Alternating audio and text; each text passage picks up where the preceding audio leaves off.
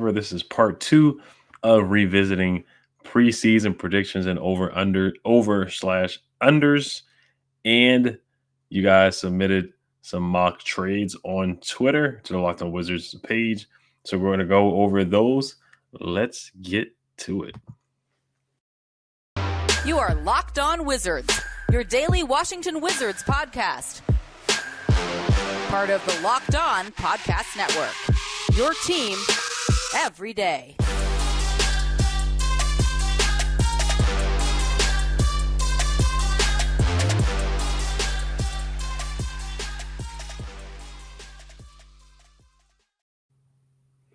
Thank you for making Locked On Wizards your first listen every day. We are free and available wherever you get podcasts.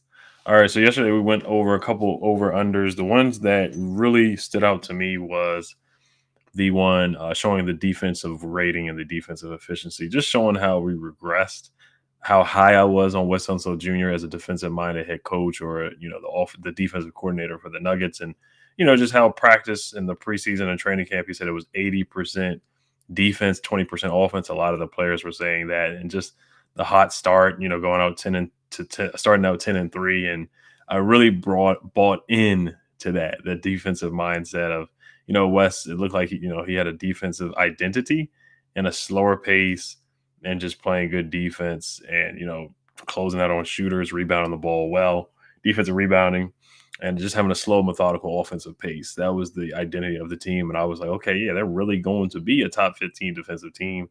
And it did not end up going that way. Also, Bradley Beal being on the underside of 30 points per game, which was kind of what the majority thought that was going to happen. So those two over-unders stood out to me, in my opinion. Later on, I want to get on to some mock trades that a couple of people sent on Twitter. So I'm going to respond to that and just analyze and grade those for, Mock Trade Friday. Usually call it Mock Trade Tuesday, but just going to do mock Trade Friday and talk a little bit about the playoffs, just a little bit. The Mavs lost to the Suns last night. A couple of former guys didn't play too well that were on the Wizards for the Mavericks last night. Going to talk about that just a little bit and preview some of the playoff series coming up this weekend. But the first one I want to get to, I talked about Daniel Gafford, 1.5 blocks per game, over, under. Dejounte said the over. I said over as well. I said 2.3 blocks per game. So looking at Daniel Gafford, he ended up with, let's see here, he ended up with 1.4 blocks per game. So that was super, super close. There were some games where he just got in a lot of foul trouble, unfortunately, and there were some games where he was benched. There was a couple games where he collected DNPs as well. So I do feel like with more playing time, and you look at his minutes per game, the minutes per game that he played, he's an off the bench guy, comes off the bench. So he averaged 20 minutes per game, which is solid. 1.4 blocks per game in 20 minutes is pretty darn good. That's really solid production there from your backup center to come in and make an impact in the game. And that's just how athletic he is and how capable he is of being a rim protector and blocking shots. So I'm looking forward to Daniel Gafford coming back strong next year and seeing him play with Kristaps Porzingis. Kristaps Porzingis, looking at his blocks per game, both those guys are really good at altering shots and blocking shots for sure. Kristaps averaged 1.5 blocks per game, so he was right on that. But we didn't do an over/under for Kristaps. But just thinking about a dynamic big duo of Kristaps and Daniel Gafford is very, very intriguing defensively, how they can protect the rim. So next one. Me and Dejounte were both wrong. Dejounte put in his prediction as well before the season. So this one, we did the higher 3-point percentage. Denny 20 minutes per game. He had over. Rui Hachimura 13 points per game. Under or over, because his first two seasons he averaged 13 points per game. His rookie season he averaged 13 points a game. His sophomore season he averaged 13 points a game. And we did this not knowing that Rui was going to be out for 40 to 41 games. We didn't know he was going to be out for half of the season. So Rui ended up, D took the over, and then I took the over as well. And I think that one, I think majority of people would have definitely taken the over on that, even though Kyle Kuzma was coming in, Montrezl Harrell, KCP, Dinwiddie, Bradley Beal, of course has to get his shots up. Bertans still on the roster at the time. Kispert, other guys, having to get their shots up. Just so many guys on the roster kind of at that mid-tier same level, looking for shots and looking for minutes. Montrezl Harrell as well. But yeah, Rui ended up with 11.3 points per game. Now, what went into him, his points per game is the minute restriction, of course, just him not coming back until the 40th game of the year. Wes Unseld Jr. had him on a minute restriction. There were games where Rui definitely got hot, but Wes decided to sit him. Some of that was because, maybe because of his defensive awareness, him, not being aware on defense, letting guys, backdoor cut or cut across him. Some of that could be the reasoning for that for sure. But I thought Rui, in the last 8 games, Rui scored 20 points. So if Rui would have played from game 1, he certainly would have surpassed 13 points per game, in my opinion, for sure.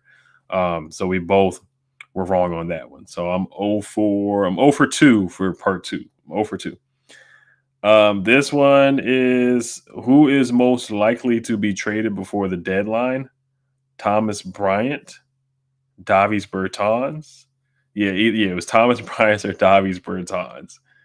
Who out of those two would be traded before the trade deadline? That one's a funny one to look back on. But I am going to get to that prediction. But before we do, this episode is brought to you by Built Bar. Built Bar is one of my favorite healthy bars. Summer is coming, and with summer, you're going to need some food on the go. Built Bars are the perfect snacks to take with you on family vacations. Throw them in your bags, in your kids' backpacks. Make sure that everyone has a bar so you are fuel for your summer adventures. The best part about Built Bars, they're healthy and delicious. No more sacrificing delicious food or health. With Built Bar, you can have both. And it's easy. All you have to do is go to Built.com and order now. Have you tried the Puffs? If not, people are going crazy for the Puffs. They come in crazy flavors like banana cream pie and even churro. Who doesn't want a protein bar that tastes like a churro? And they're only 140 calories. Sign me up for that. Built Bar makes sure there is something for everyone. Know what my favorite flavor is? It's cookies and cream. Most Built Bars contain 130 calories, 4 grams of sugar, 4 net carbs, and 17 grams of protein. Compare that to a candy bar, which usually has around 240 calories, 30 grams of sugar, and dozens of net carbs. Go to Built.com to get all of your favorites: banana cream pie, raspberry, double chocolate, and so many more. They are all delicious. All new flavors are coming out all the time. Check them out at Built.com. Go to Built.com, use promo code LOCK15 and get 15% off your order. Use promo code LOCK15 for 15% off at Built.com. Thank you for making Locked On Wizards your first listen every day. Make sure to check out Locked On NBA Big Board with host Rafael Barlow from NBA Draft Junkies and author of the NBA Big Board newsletter, is joined by Richard Shaman, Sam Ferris, and Leif Thulin, giving fans an in-depth look into the NBA draft, mock draft player rankings, and of course, Big Boards. It's free and available wherever you get podcasts.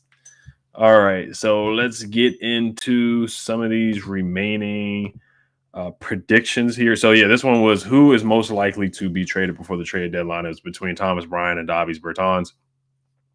That one, I picked Thomas Bryant. So I'm over 3. I picked Thomas Bryant because of the big man rotation, and that really got murky right there. It was a tough and a difficult situation where Daniel Gafford collected DMPs. Montrezl Harrell would start, and Thomas Bryant would come in. Thomas Bryant, once again, didn't come in until the halfway mark of the season, really the 4th game of the season against the Philadelphia 76ers, where it was the first game where we had a full roster.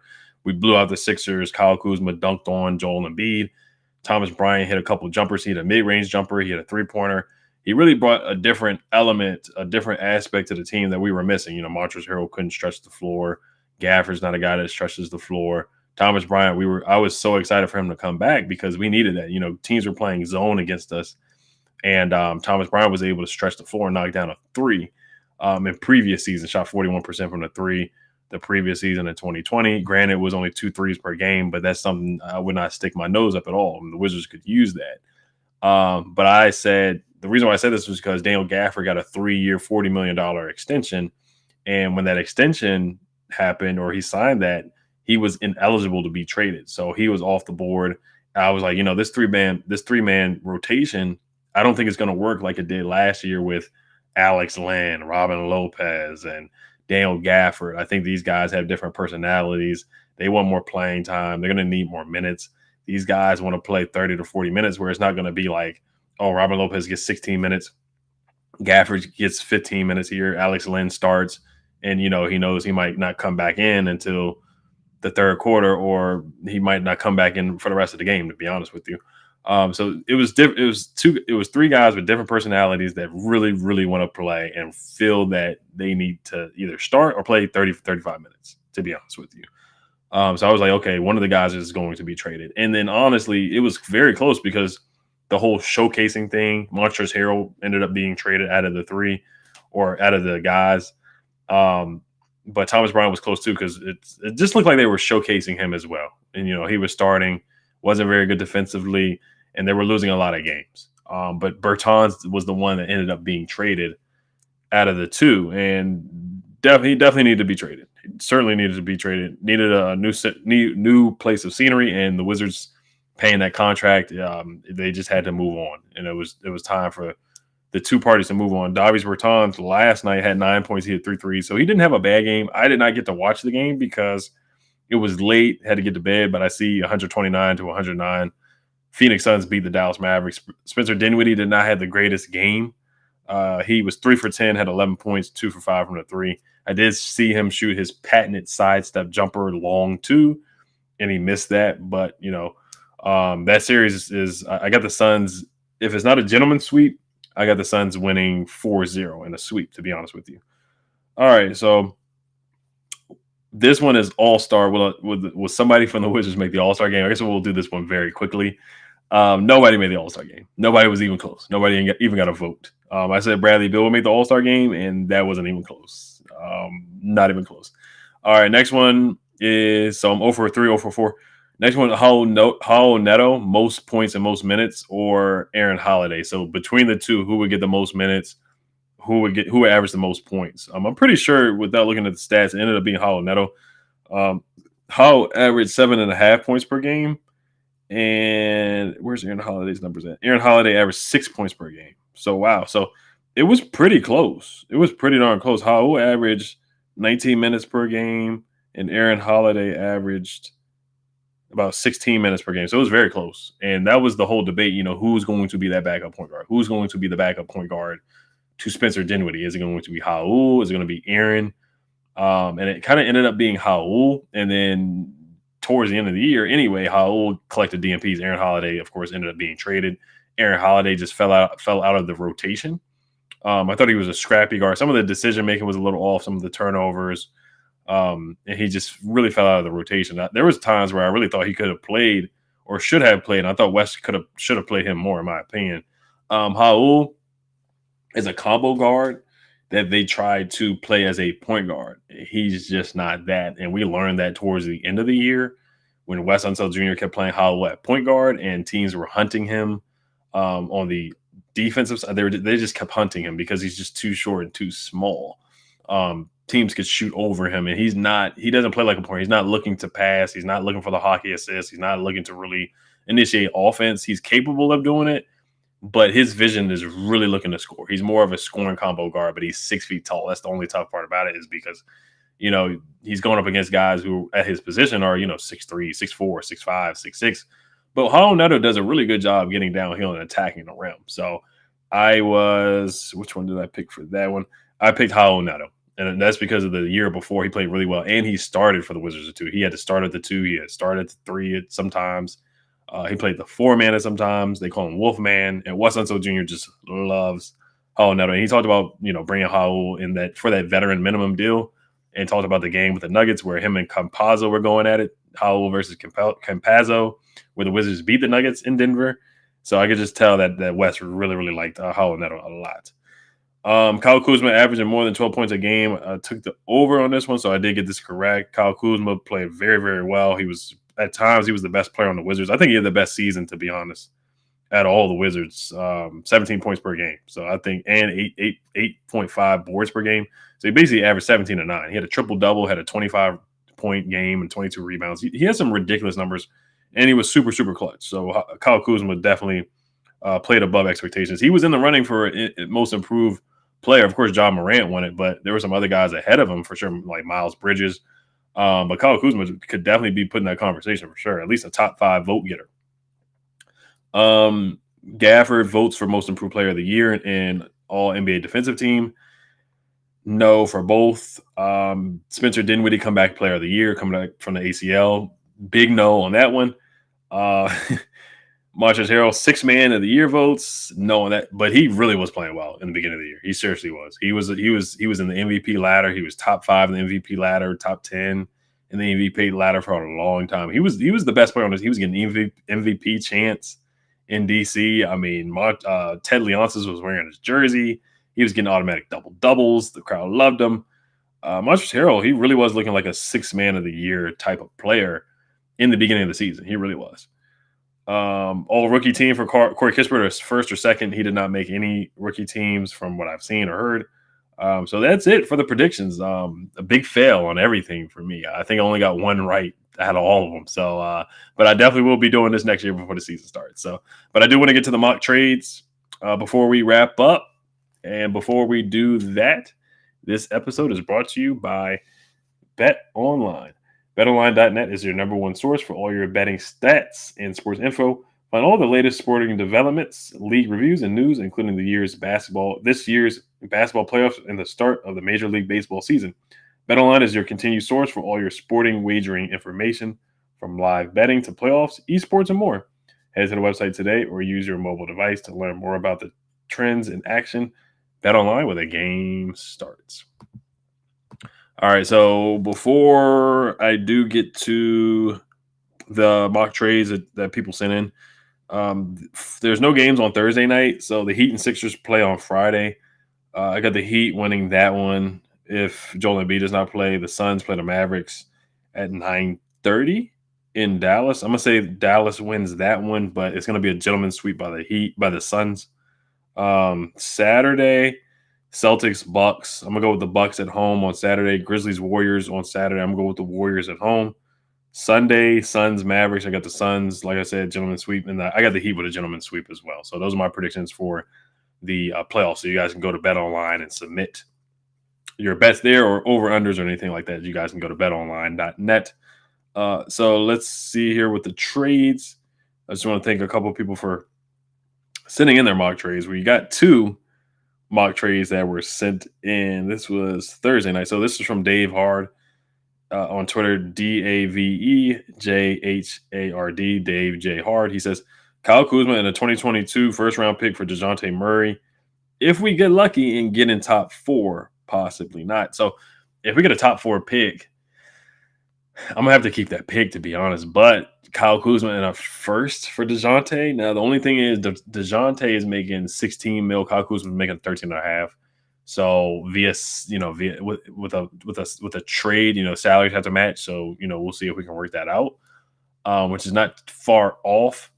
But Dejounte Murray, he's an all-star player. These top 4 guys, I think they eventually will make an all-star game, but you just don't know if they're a sure thing. I think Jaden Ivey's a sure thing. I think Jabari Smith is a sure thing.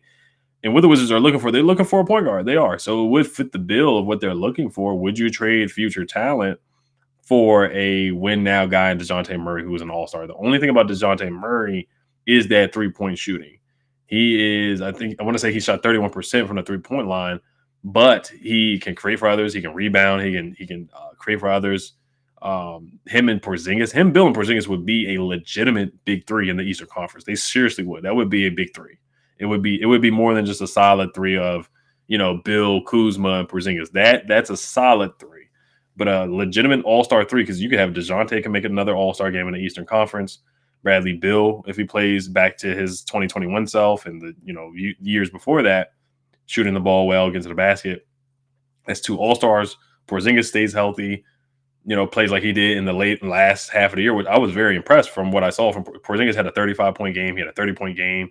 The game where he took over the Lakers, he played well. He's some really, really good games, some really encouraging games. You keep Gaff, you keep Rui, you keep Denny. So giving up Kuz on a first-round pick, and you get to keep KCP as well. That's a pretty good team. That's a competitive team. I think that's better than a play-in team. So that's not a bad trade. The only thing is you give away a chance of getting a Jaden Ivey. But the thing is, will he ever be better than Dejounte Murray? Will Paolo ever be better than Dejounte Murray? You just don't know. But they could end up being better than Dejounte Murray. That's the risk you take with giving away a first round pick. But yeah, giving away Kuz. Kuz is on a contract year next year in 2023. He has a player option, so he can opt out and take more money. So you can have the foresight there, and and move on from him before you have to pay him, and you get a good player in return of Dejounte Murray that's on a really favorable contract. He's making about 16, 17 million per year, so that's a steal. That's a solid trade. I like that trade. I give that about a B plus. I give that a B plus. Next one is from Marshall D. Teach at Stu_PDM. He says Donovan Mitchell for Bradley Beal. That's kind of a lateral move. Right now, Donovan Mitchell played the better basketball last year. Donovan Mitchell is a better defender. He is a better two-way player than Bradley Beal. Now he's having some rifts with Rudy Gobert. You see Bradley Beal on the court having some rifts with other players and chemistry issues, Spencer Dinwiddie and whatnot. Donovan Mitchell, though, he come in here and then you got to pay him too. So it's a lateral move. It's really a lateral move. So it doesn't really get you anywhere. But I do like Spider. I do like Donovan Mitchell a lot. I think he's better defensively than Bradley Beal for sure. And he's shooting the ball well. Let me pull up Donovan Mitchell's numbers up here too. Because Donovan Mitchell, I'm pretty sure he shot the three-pointer better than what Bradley Beal did. I know it wasn't hard to because Brad shot 30% from the three-point line this year. But let me quickly look that up and then look at his contract too, because I know he's not going to make. The thing is too, you're not going to have to pay Donovan Mitchell 5 years to $250 million just yet. Donovan Mitchell shot 35% from the three. He averaged 25 points per game. Brad averaged 23 points per game. Donovan Mitchell got to the free throw line 4 times a game, 50% from the field as well, and shot 85% from the free throw line. 3-time All-Star, 2017-18 All-Rookie, and Donovan Mitchell is 25 years old. Let me look at Donovan's contract real quick too, because that's a big deal too. That's a big thing too to consider because Brad is about to get paid, but when you would trade him before you pay him, of course. Let me pull this up here. Yeah, Donovan's making a 5-year, $163 million. 5 years, $163 million, so $32 million per year. So this would give you more cap flexibility as well. So this is not a bad trade either. It's not a bad trade either, to be honest with you. Donovan Mitchell's under contract until 2025. He has a player option in 2020, the 2025-2026 year. He has a player option. So this is not a bad trade. Like I said, it's somewhat of a lateral move. Right now, Donovan Mitchell is playing the better basketball, though. So I think the Wizards would win the trade, in my opinion. You trade a younger player on a cheaper deal, you would have better cap flexibility, and a guy who is a couple years younger, who's 4 years younger. He's going to be 26 by the time the season starts, but you get a guy who's 3 years younger on a cheaper deal. It's still a max deal, but still on the cheaper deal, who's a better defender as well. So yeah, if that was available, if we're capable of doing that, I don't know how the money would work, of course, because we don't have we're over the cap. So, the trading, it has to be, the salaries have to match. So yeah, I think this is a win. That's a win for the Wizards. That's a win. I think that's a win. And Dave Hardstrait, I think that's a win too. I really do. I think that's a win too. I hope that it wouldn't be a top 4 pick. I hope maybe it's like pick 5 and the Spurs are like, okay, we'll take pick 5. We'll take Kuz, and we'll give you Dejounte Murray. And Dejounte's on a $17 million contract. So that I would love that. I would love that trio of Dejounte, Brad, and Porzingis. I would love that trio. And he's a pass-first point guard. What they're looking for, he's a dog. He's a pass-first point guard. He can facilitate the offense, and he can defend, and he rebounds. So that would be awesome. The only thing is just 3-point shooting for Dejounte Murray. But I just want to thank you guys for listening. I hope you guys have a great weekend as well. It is Mother's Day weekend, so I hope you guys enjoy that. Thank you for making Locked On Wizards your first listen every day. Now make your second listen Locked On NBA, from the first jump ball of the play-in tournament to the last possession of the finals. Locked On experts take you deep inside the playoffs with insight and analysis affecting all 30 teams. Hell to the